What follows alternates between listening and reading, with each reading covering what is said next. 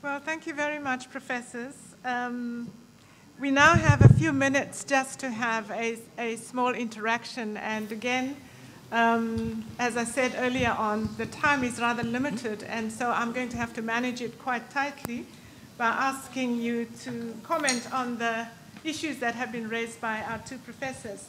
The first one, of course, asking us to get rid of the boundaries and get rid of geography.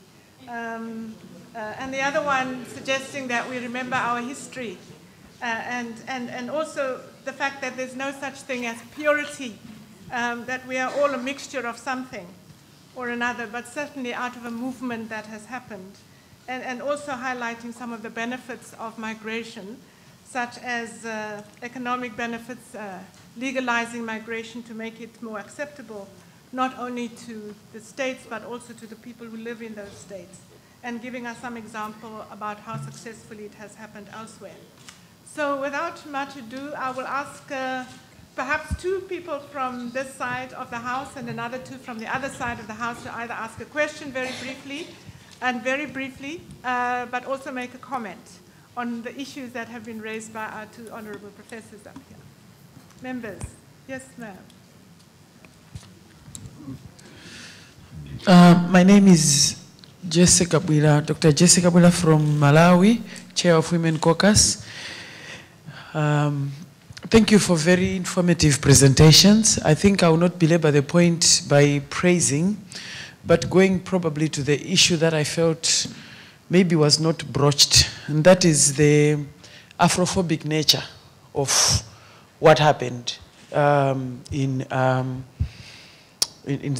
mean, when you talk about xenophobia, I know it is the elephant in the room, but what I find amazing, or what I found very troubling, is the fact that you could trace that the pigmentation of someone had a role in what happened.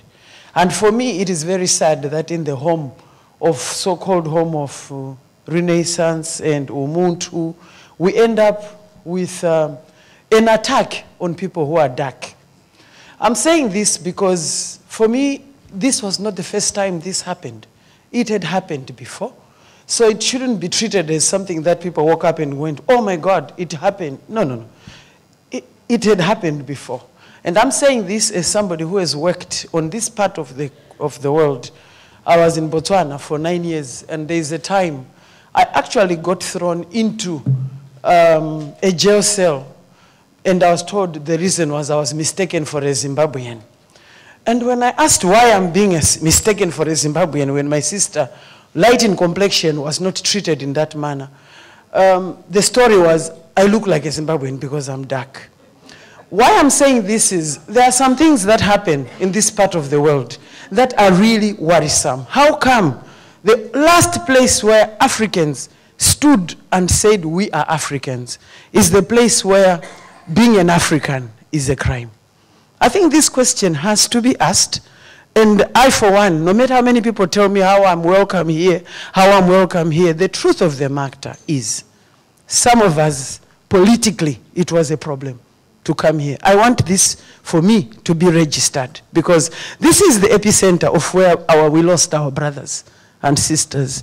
And as we're coming here, I must say, I came with a heavy heart, because I didn't understand how did this happen. So what I would like to understand is the Afrophobic nature of this. What is all that about? Because if it's about jobs, it's not just Malawians who took jobs. It's not just Zimbabweans. How come it was okay for people with lighter skin to get jobs and not for those of us who are not light? Can we have, there's another hand this side. Just that gentleman there. Thank you, ma'am. My name is Edwin from Kusatu. Firstly, I think we thought that we will reflect on the recent challenges, but over and above that, appreciate the role that the South African government has actually played in capping and dealing with the recent attacks to our foreign national brothers and sisters. But we hope that we were going to indicate that we must sustain that kind of intervention so that it doesn't happen again. The issue that we want to raise, of which we think it's not coming very much clear, is the role of the capital on the issue of migration. We are raising this because we have a concern. We are not very much happy. We think that the challenge of migration affect mostly those who are in a poor, those who are in a lower level of the apex. And we think that really there are no policies or enough policies that deal with the issue of migration, especially of labor or of workers who are at a lower level. And we thought maybe that's one issue that we want to raise, whether our panelists, do they think that we have enough policies that also address the issue of those that migrates for work purposes, especially at a lower level. That's one issue. But the other issue is the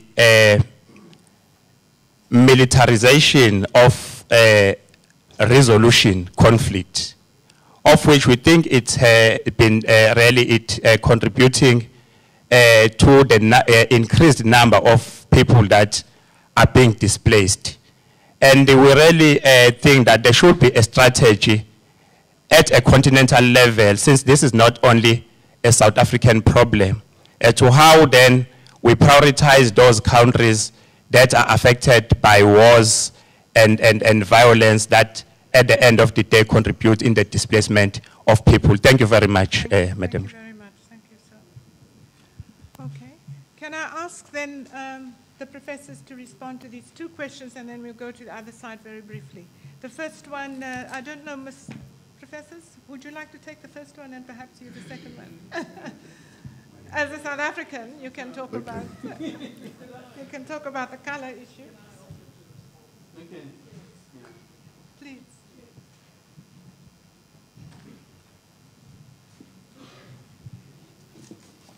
Oh, sorry, thank you. I thought thank you very much, Chairperson. Thought as a member of government I should respond to the colleague from Malawi, who I think made a very important statement. And perhaps the manner in which we approached the introduction to the topic was somewhat inadequate, in that I think there are facets that make the issue of migration very complex on the continent in this modern phase we are in. And it's not merely a question of movement. It is for what purpose are people moving, and what form of context are they moving into? We have an unusual character to our migration in South Africa, which I'm sure Professor Makiwani would speak to. And that is, there is an assumption, one, that most of the migrants come from a professional class, which they don't. And two, there is the challenge of our immigration, our refugee law being used primarily by economic migrants. And the migrants who are coming into South Africa are persons that come and settle in poor communities that are confronted by poverty and unemployment. What this has done in the growth of numbers of migrants coming into the poor communities post-democracy is that you now have, unlike previously where we had common workspaces occupied by migrants who were being moved in an orderly, apartheid, engineered fashion into the mining sector primarily, you're now dealing with a very different situation. So we've always had migrants from the SADC region in particular in South Africa. But post-1994, and in particular after 98 with the enactment of the Refugee Act in South Africa and the conflicts on the continent, you've had a large number of persons moving into communities who are not associated with an organized form of employment by labor brokers as you had for the mines previously. So it's been a very unsettling environment, which I think correctly you stated that the state was not prepared to address adequately.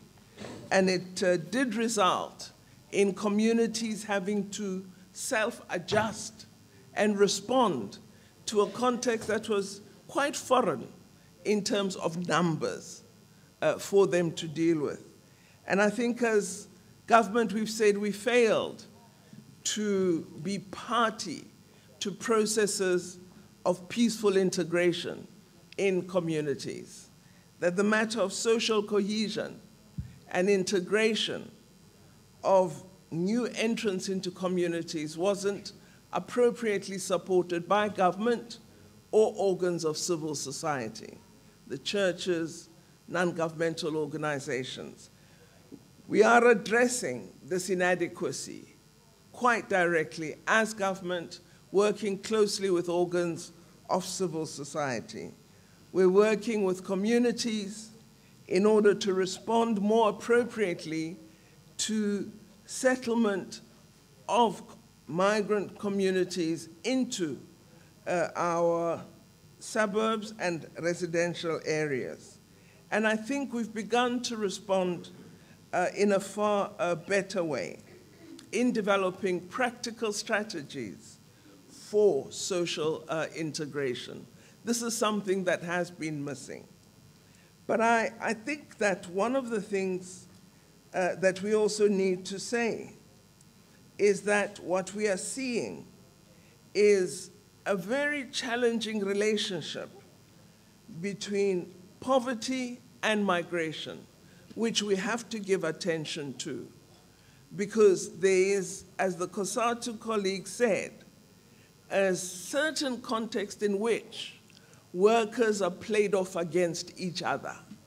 So if you come from outside South Africa and you are not legal in South Africa, employers will take you up, knowing that they can employ you at a lower wage than a resident who's aware of labor laws or what the minimum wage laws are.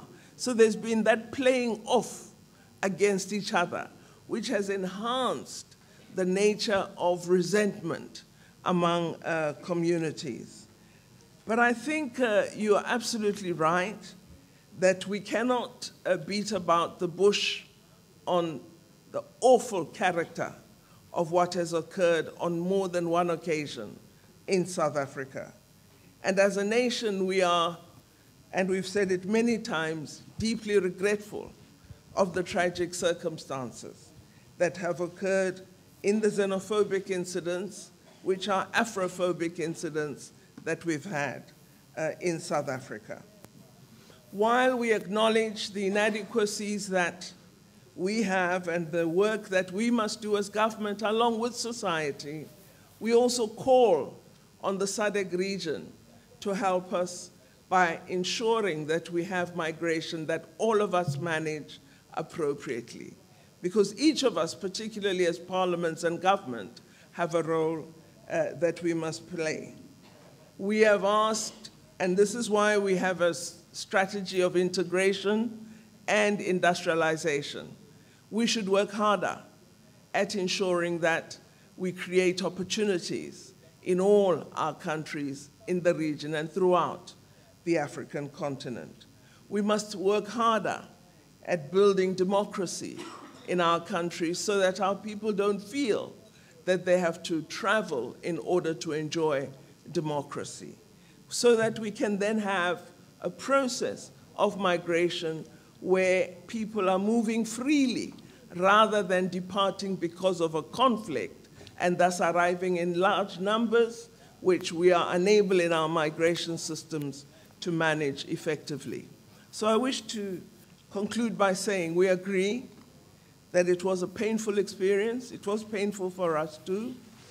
We are going to work hard at building greater appreciation of the fact that we are part of Africa, we are Africans, and that all the people of Africa are welcome in South Africa and must be treated with that Ubuntu that you referred to. So I'll leave it now to you.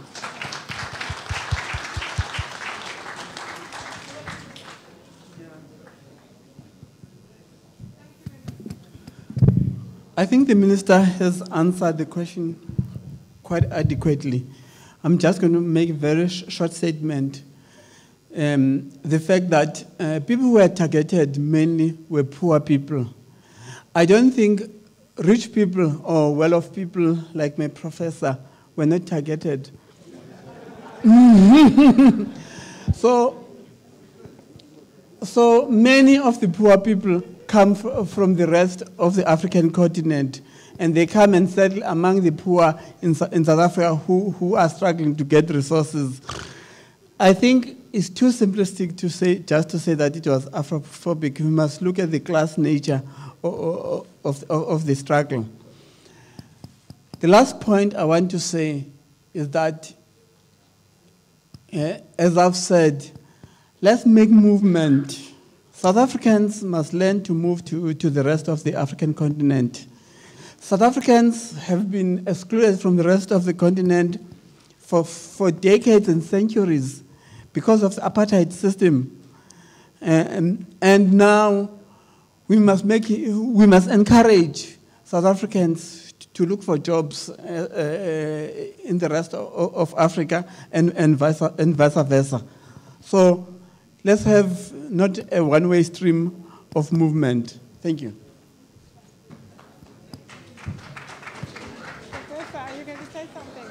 I have to ask the second professor to say something because he's about to leave us. And I think that's the last word, but to thank you for coming. Thank you very much.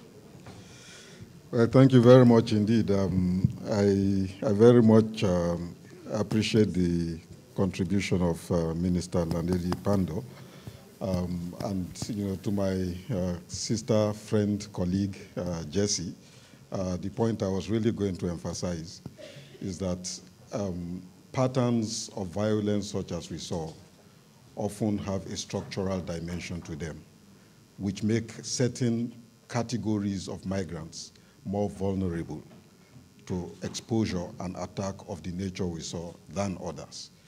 These attacks didn't go to places like Sandton, right? There are migrants in Sandton, living in Sandton. They didn't go there. And it's that structural dimension that we need to keep in mind.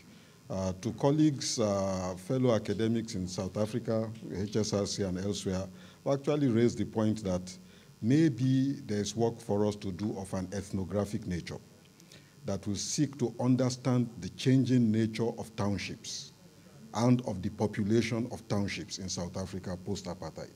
Because we still carry with us notions of patterns of settlement that predate the apartheid period, and yet there has been a lot of movement and a new dynamism that is taking shape, which sees Ethiopians, Somali, not just people from SADC, but outside SADC, settling in townships because it's cheaper for them to find residential accommodation there.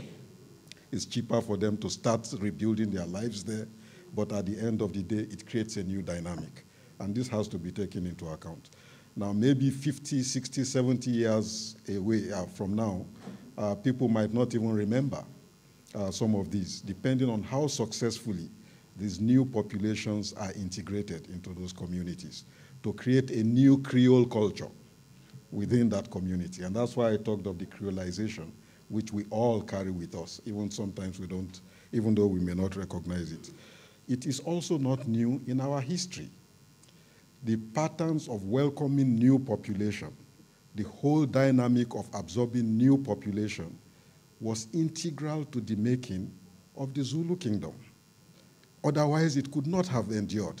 It was a system of absorbing population by building systems of consent. And this was repeated in all the big state formations across the continent, which our historians have documented. But we don't teach history anymore. So you see my point about why we need to teach history. But it's also an important dimension of this is the important role, I think, Minister, you mentioned it, of government in terms of enabling environment, but also associational life. Associational life of an important kind, which we see playing out within our countries. That migrants from eastern Nigeria to Lagos will usually find that there's a hometown association waiting for them in Lagos to help them settle and integrate into Lagos in a successful way. And we don't encourage those kinds of associational life anymore. So I think part of the work which we need to do is to also pay attention to mechanisms and answer the question effectively of how we can welcome new population and help them to integrate successfully into their new environment. There are proposals which are around, being experimented with around the world. Some of them are not terribly palatable. There are those in Europe, for example, who basically insist that you must pledge allegiance to the Queen, become a good American, know how to use fork and knife effectively, and your dressing must conform to what we want, or even the more extreme form that Australia has put in place more recently. Those are very undemocratic approaches to absorption of new population. But I think digging back into our own history, we'll find that there's quite a lot we can learn in terms of how new populations are welcomed and integrated into communities. Let us extrapolate from Afrophobia and look at what we also call tribalism within our countries. A Fulani pastoralist and a Hausa sedentary farmer get into a conflict. The conflict at the root of it is over access to water. But when it is translated as an ethnic conflict, a tribal conflict, whereas in fact it is a fight over resources in the first instance. It would not have mattered if the pastoralist was Hausa and the farmer was also Hausa. There would have been a conflict over the same resource. So the way in which we also label some of these issues becomes an important element in our ability to find a correct solution to the challenges we are confronted with. Thank you very much. And thank you. Can I say thank you very much to members for the 2 questions and also the intervention by Minister Pandor. I think there has been some real interesting light thrown onto the questions that were asked. Unfortunately, I'm going to have to miss the questions on this side of the House and leave them for the next session because we do have time constraints. So please, I beg your understanding, members. I know it's a very interesting topic, but we have to move on. So I will go straight into inviting Mr. Gundan and Professor Moloka to present their views, and we will ask 2 questions from this side and close. I know we're really well beyond our time. Apologize for that.